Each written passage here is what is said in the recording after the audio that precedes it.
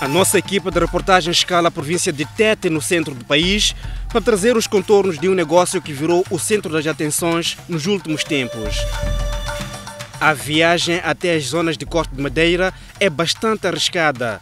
Por um lado, devido ao risco de emboscada por parte de operadores ilegais, mas também porque o terreno é de difícil acesso.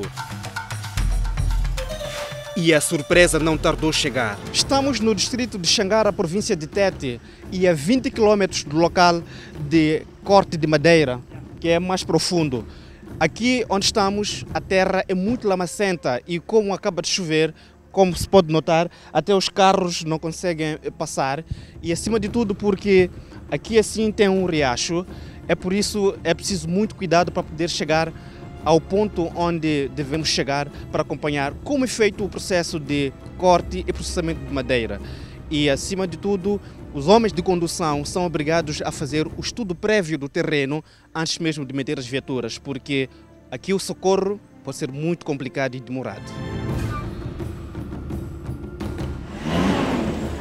Apesar da fama de rasgar todo o terreno, a viatura Toyota Land Cruiser do Serviço Provincial de Florestas e Fauna Bravia não consegue atravessar o riacho e fica enterrada por mais de 1 hora. Este homem conhece muito bem este terreno, chama-se Dom Carlos e é madeireiro há mais de 15 anos. Quando chuva não tira madeira, costuma esperar distâncias para tirar madeira, por causa de riacho. Assim que está a começar a época chuvosa, como é que vai ser? O vosso trabalho vai parar? Vai parar sim, por causa de chuva. E quando é que retomam? Retoma já quando acabar 2 meses que há de começar já. O nosso destino era a zona de corte, mas as condições da via não permitiram chegar a esse local. Entretanto, o nosso entrevistado adianta alguns dados bastante preocupantes. Então, que tipo de madeira vocês tiram lá? Xanate e chanfuta. Só no ano passado tirou monzo e xanate. Agora esse ano tirou chanfuta e xanate. São muitas árvores que vocês já abatem para madeira? Sim. Chegam a cortar quantas por dia, por exemplo? Por dia corta a volta de 100 troncos, 70 troncos. Em outras palavras, a cada semana corta cerca de 700 árvores. A aventura pelo distrito de Xangara continua. E o cenário de corte ilegal e contrabando começa a ter evidências. E este é um dos casos flagrantes de contrabando de madeira. Aqui na província de Tete é normal, a meio da mata, encontrar troncos como estes. Na verdade são os tais touros de madeira. E o que acontece é que quando se faz o corte no campo, tem que se colocar aqui a inscrição que representa a sigla do titular da licença. No distrito de Moatize, este caminhão está enterrado por causa da chuva. Tentei fugir essa lama daqui nesse madope, o caminhão então fugiu, escorregou, para vir parar aqui assim. E quase que caía? Sim, caso que de menino que estão a ver. Se aumentou ao rebocar, ela sempre está a afundar para baixo. Vem da zona de corte de madeira? Sim. Fica mais ou menos quantos quilômetros daqui onde estamos? 80 quilômetros. Ele seguia em direção à cidade de Tete para deixar a madeira num estaleiro onde é vendida a empresas de exportação, na sua maioria chinesas. Entretanto, suspeita-se que parte dos touros foram cortados ilegalmente. Esta madeira, estamos a ver que alguma não está siglada. Isso acaba já com o bicador de lá, né? Eu sou transportador, transportei a madeira, né? Não sei se eles falharam, acho que foi uma falha deles, né? Para não segurar a madeira. Porque sempre a madeira vem segurada. Acho que eles não foram segurar a madeira, acho que como foi à noite, estava a carregar à noite, né? Eles não conseguiam fazer o trabalho aquela à noite. Carregaram à noite o caminhão? Sim, carregaram da noite. Comecei a carregar de dia, né? Como estava a chover, paramos, para a chuva poder parar um pouco, continuamos de novo aquela hora de 18 e ultimamos quase às 19 e tal, né? Há uma irregularidade, por isso que eu quero ver a licença, que é para ver, na licença tem a sua especificação e tudo, número de touros e tudo. A partir daí vou começar a agir com isto. Coincidência ou não, este estudo publicado em junho deste ano concluiu que a madeira contrabandeada sai das zonas de corte, geralmente no período noturno, e segue para os estaleiros localizados próximos do Porto da Beira e depois exportada para vários países. A China é o principal destino. Esta zona do cruzamento de Inchope é um ponto bastante estratégico. É que tanto os caminhões que vêm do interior da província de Manica, tanto os que vêm da província de Tete, usam este corredor em direção à cidade da Beira, mais concretamente ao Porto. E a partir daqui é possível neutralizar alguns madeireiros ilegais. É o caso deste caminhão que está retido neste local há mais de um mês. Pedimos a identidade, a documentação da carga que traz. Então apresentou uma licença que não tinha nada a ver com a espécie que aqui se faz presente. Que espécie é esta? Essa espécie é monzo. Muito valiosa? É sim. Ele trazia uma licença em que não vinha a espécie monzo. Tinha outras espécies. Então, quando viemos confrontar, estamos a apanhar monzo no terreno, enquanto que no papel, isto é na licença, vinham outras espécies. Este é dos poucos casos em que a equipa de fiscalização consegue ter sucesso. Na maior parte das vezes, as redes de tráfico conseguem enganar as autoridades e os prejuízos para a economia do país são enormes. Só no período 2003-2013, o país perdeu cerca de 540 milhões de dólares com a exportação ilegal de madeira. E a China é o principal mercado. Para se ter a mínima ideia, esse valor seria quase que suficiente para a construção da nova linha de transporte de energia Kaya-Nacala, para resolver os problemas de energia na zona norte do país. O pedido de licença para o corte de madeira subiu bastante nos últimos anos. A província de Tete lidera com 174 operadores em atividade, seguido da Zambésia e Manica. Um dos grandes problemas dos madeireiros é que quando identificam mal as árvores, eles cortam-nas e depois notam que por dentro o tronco é oco e praticamente já não tem nenhum valor comercial para a produção de madeira. Uma árvore destas levou dezenas de anos para crescer na floresta e acabou sendo cortada e não aplicada. São cenários que prejudicam a natureza. Conseguimos ver deste lado mais troncos que estão identificados até com um X, o que significa que de facto já não tem nenhuma aplicação, pelo menos para a produção de madeira. Mas a verdade é que a floresta perdeu e para a regeneração destas espécies poderá ser necessário mais de 50 anos.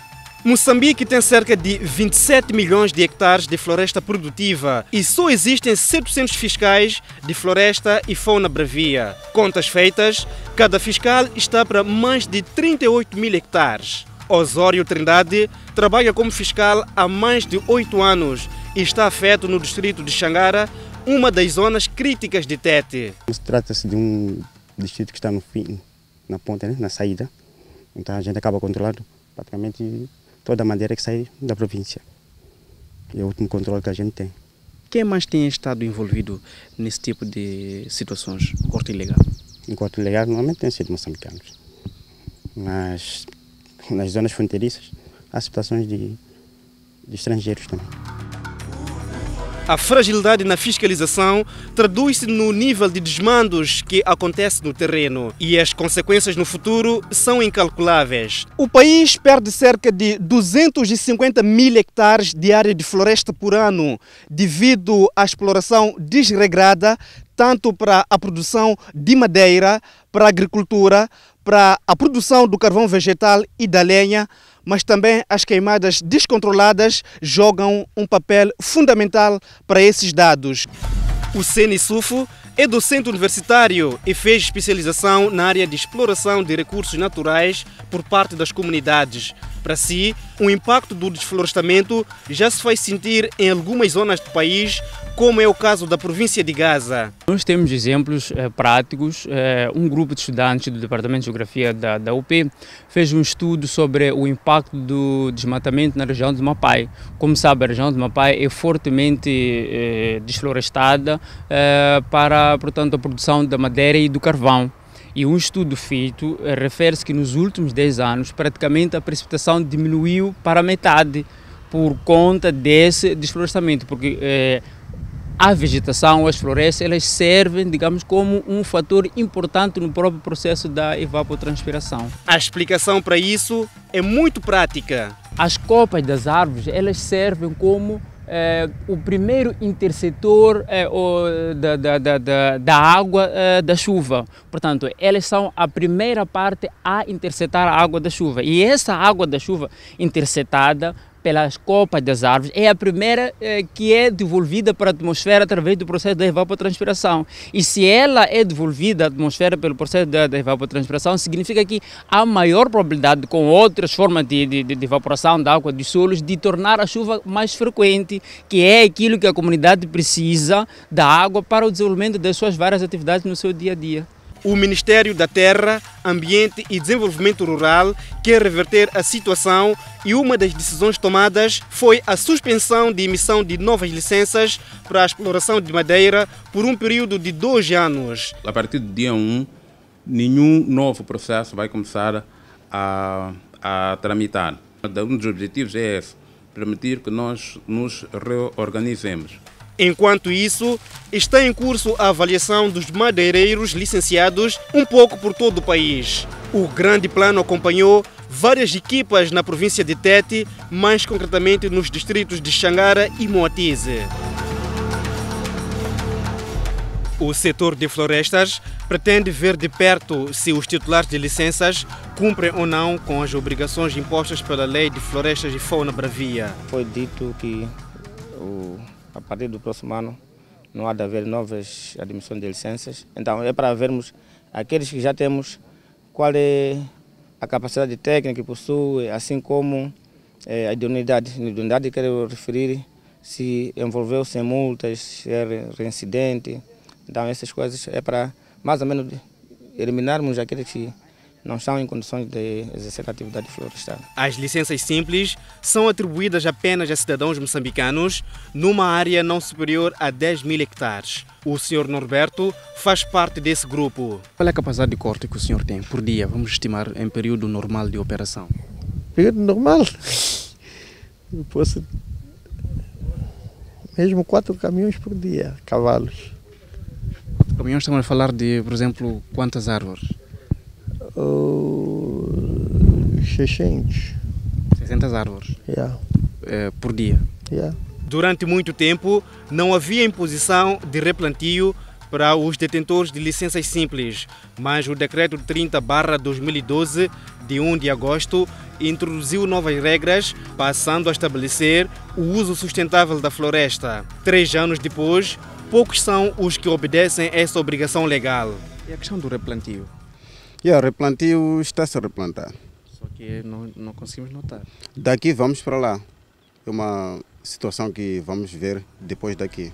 Verdade, porém, é que nem a Brigada de Avaliação chegou a tal zona onde supostamente é feito o replantio. Não obstante, esse é um dos pontos fundamentais do levantamento que está a ser feito.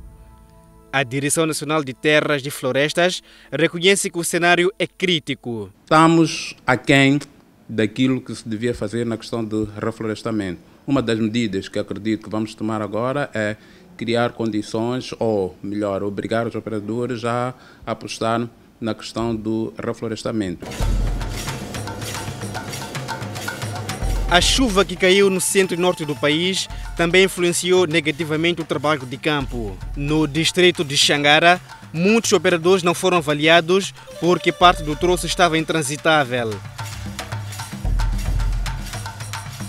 A gestão sustentável das florestas foi um dos assuntos discutidos na Conferência Mundial sobre o Clima, realizada este ano na França. Moçambique faz parte da Convenção Mundial do Clima, por isso deverá implementar as decisões tomadas para a redução do impacto do desflorestamento. E a partir de 2020, o acesso ao financiamento do chamado Fundo Verde vai ser bem mais difícil. O acordo diz que vai pagar, ou os países podem solicitar pagamento por resultados, implementando algumas políticas que reduzam as emissões, que reduzam a degradação, reduzam o desmatamento, aumentem, por exemplo, a questão do plantar árvores.